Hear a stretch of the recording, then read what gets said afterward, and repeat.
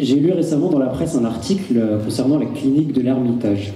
Alors je me suis demandé qu'est-ce qui se passerait quand les médecins emménageraient dans le nouvel hôpital de Melun.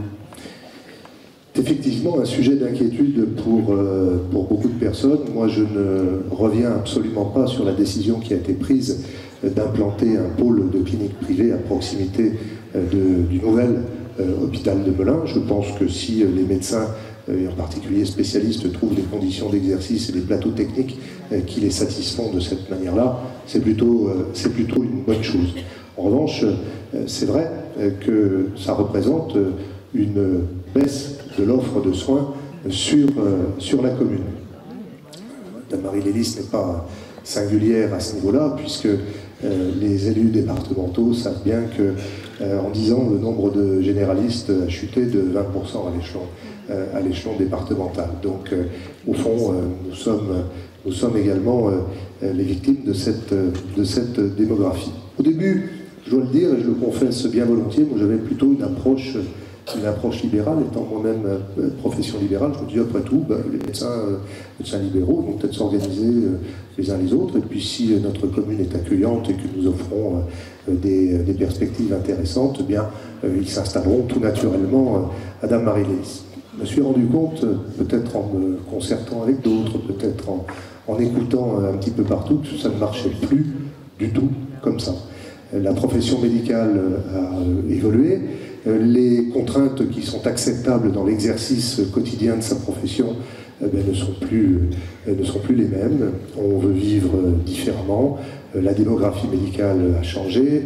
La population médicale a changé.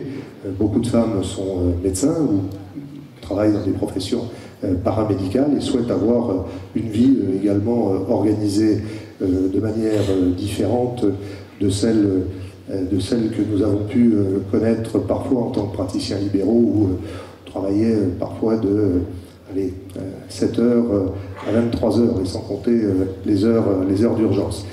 Donc évidemment tout ça change, et il faut pouvoir offrir des perspectives différentes aux médecins ou aux professions paramédicales qui souhaiteraient nous rejoindre.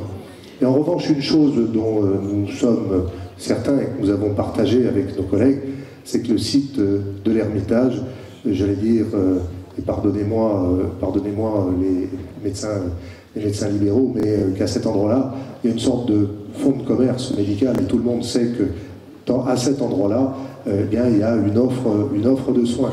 Donc il me paraissait intelligent de repartir de ce site.